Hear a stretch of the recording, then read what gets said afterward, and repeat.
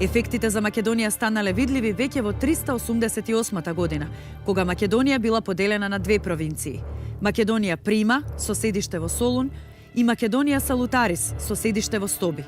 Тоа било проследено и со религиска пропаганда, која била спроведена за време на краткиот престој на Теодосиј во Стоби и во Скупи. Ваквите административни промени биле дел од сеопфатниот план на Теодосиј за стабилизирање на Македонија и на регионот, со крајна цел промовирање на Солун во главен политички центар на Балканот. Меѓутоа Теодосиј не можел ни да замисли дека неговите империјални планови и покрај обезбедената доминација во империјата ќе бидат попречени од никој друг, туку од самите граѓани на Солун.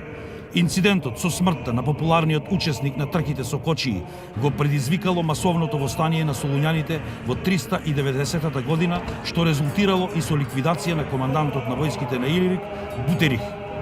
Дознавајќи за